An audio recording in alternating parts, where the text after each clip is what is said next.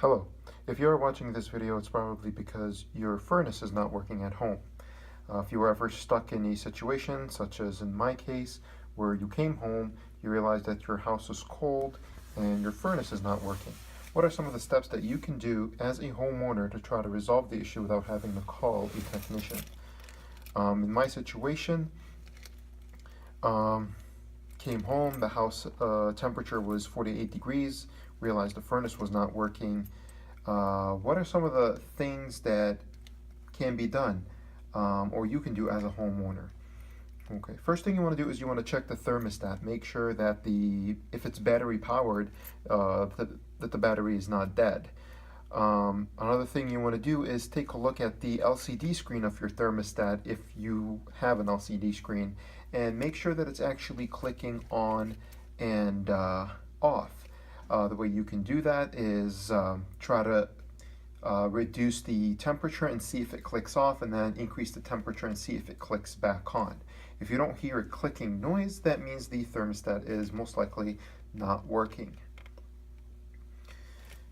Once you've made sure that your thermostat is actually clicking and sending a signal down to your heater, it should give you a sign on the LCD screen, either a sign of fire or a sign or a word that says heat or something like that, to indicate that yes, your furnace is actually on. Go and check your furnace, see if it's running. Some of the things you want to look at is the fan on, but it's not making any heat. Is there anything that's running in the furnace? Okay. If nothing is working, the first thing you can do is restart the system. How do you do that? Well, basically, try to find where the power supply, or go to your electric box and look for the breaker that says furnace on it. Turn that breaker off. You don't really have to wait for 30 seconds. However, it is recommended that you do. Different systems function differently. And then turn the power back on. The furnace should turn on and the fan should run for approximately 90 seconds until the system restarts. If that doesn't happen, turn the circuit breaker back off, go to your thermostat, turn your thermostat to the off position, then go to your circuit breaker, turn it back on, and then turn the thermostat back on heat, or raise the temperature, and then go and check and see what happens. Most often, the system will start or do something at that point in time, unless the motherboard is actually, or the circuit board is actually fried, which happens very rarely. Okay, so supposedly you restarted the system, something happened, but it's still not making heat, it's still not functioning properly. Then at this point in time, you want to take a look at the the LED light on the furnace. In my case, if you take a look, it's actually located right there. That light right there. Because of the flash of the camera, you can't really see it lighting up, but that LED light is supposed to blink codes for you to tell you what the problem actually is. Just like in a car, where if you had a check engine light, you take it to the mechanic, he hooks it up to the computer, and it tells him what the error code is. Here, the circuit board actually can tell you what is wrong with the system. You don't really need a technician to come out and examine your system to tell you what's wrong with it.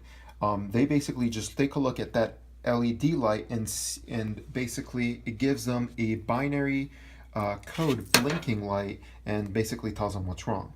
Now, every system is different. Every system probably has different codes. My furnace here is a pane, and on the inside cover of the furnace, there is a code list. As you see here, the LED code. What you basically want to do is you want to read the code. Does it blink once, stop, then blink again, then stop? Well, that's code 11, which is basically no previous code. And just keep on going, read what it is, and then look at the code right here and it will tell you what the problem is. In my situation, it was basically blinking. It was blinking once and then blinking 3 times pretty fast and then stopping, which is number 13. And when I looked at it, it said limit circuit lockout. What that basically means is that your system has actually tried to function properly or fire 2 or 3 different times and it was unsuccessful. So it locks out for at least 3 hours. And then after 3 hours, it will reset itself and try again. You don't really have to wait 3 hours in your situation. What you could basically do is kind of restart the system like I told you. That's my pump running to push all the drained fluid back into the sink. Anyways, you could just restart the system by going to the circuit breaker, turning it off, and then turning it back on. That will basically skip that 3-hour period. And then afterwards, I noticed that the system was blinking code 31, which says here, pressure switch not closed or reopened, meaning that the pressure switch was not functioning properly. Okay. And in your situation, it could be a different code. It could possibly be that the system is not firing or whatever the cause may be. Just read that code, look at the manual, and find out what it is.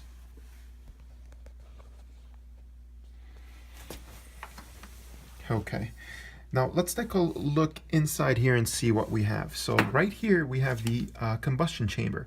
In the combustion chamber, there are 2 components that can break down your system.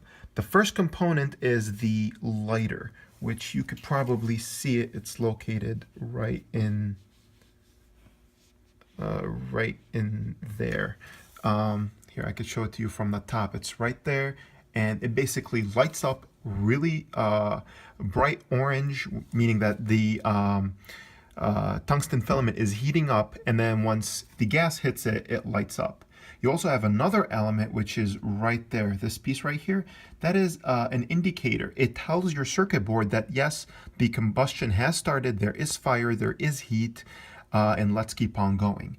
Sometimes that rod right there gets carbon deposits on it and it doesn't read the heat that well, and then it sends a signal to your system saying that there's no fire, and the safety feature basically says at that point in time, the program says that we should turn off the gas because there is no fire. We don't want gas to be going inside the house.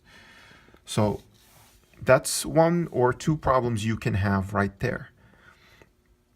Another problem is your pressure switch right here. And this was the problem in my case. The pressure switch is very important. Its function is basically to identify okay, let me go back a little bit here to kind of explain what's going on.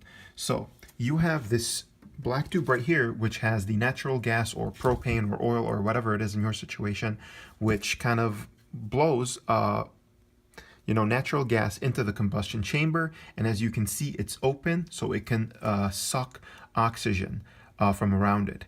Now, in order for the heat to go in there and circulate inside the furnace, in the heat exchanger, you need to actually have a vacuum inside to suck the heat in and suck the flame in there. Well, what does that? Basically, this big fan, this turbine right here, it spins to create a negative pressure inside the gas chamber and blow the fumes out through the exhaust. So, in order for your system to know that this fan is functioning properly, you need this pressure switch. Once this turbine starts turning, it'll create a negative pressure inside the combustion chamber, which is detected by this tube right here at the low pressure switch. And it should also create high pressure to push the fumes out, which is detected by this tube right here. Okay, so that's basically the main components that could go bad. You can also have your circuit board can go bad, this turbine can go bad, the actual big fan of the system that pushes air into your house can go bad, but that's very, very rarely. To be honest with you, I don't really know what this piece is. I'm not sure. And if somebody has any idea on that, you can kind of like put it in the comments to teach us as well. Okay, other things that you can check or clear out in order to kind of see if the system will start on its own. So since this is a high efficiency furnace, there is a second heat exchanger inside. There is a second heat exchanger inside that will bring the temperature down even further so it won't melt your PVC pipe.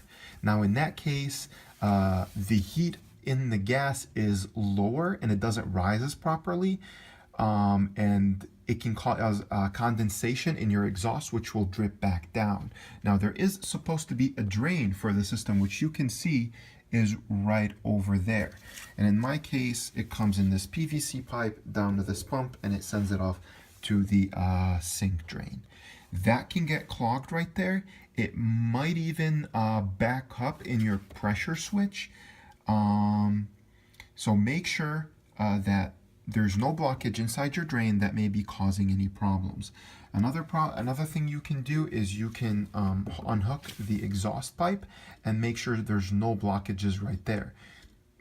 In some cases, you may even have an animal, a squirrel or whatever, that can crawl into your exhaust pipe and come down here if you don't have a cover for your exhaust. Or if it's snowing pretty hard outside and your exhaust is not up to code and it's low to the ground, the snow can actually block the exhaust and stop the combustion from going. So that's pretty much it. If you have any of these problems that occur, you can actually order these parts online. However, I don't think that's a good idea because it's going to take a few days for it to come. You can go to the supply store for the HVAC, try to find one in your area, and just go there and order the part. Some of them may not sell it to you. You have to be a licensed HVAC guy, and some will. If they don't, you can always order it from online and just figure out how to heat your house for the next few days until it comes in. I don't know if I talked about this. Basically, this component right here controls the natural gas that's coming in by shutting it off or turning it on. And you can also control it via this switch right here. Some of the other things that I forgot to talk to you about are you should check your filter. If your filter is blocked or you haven't changed it in a long period of time or cleaned it, what would happen is not enough air would be going through and exchanging the heat that's going on in the furnace. The furnace will overheat and it will automatically shut the flame off. If by any case you smell gas around your system when you're trying to fix it, do not mess around with it. Do not try to start it because you can actually cause a bigger problem. It can blow.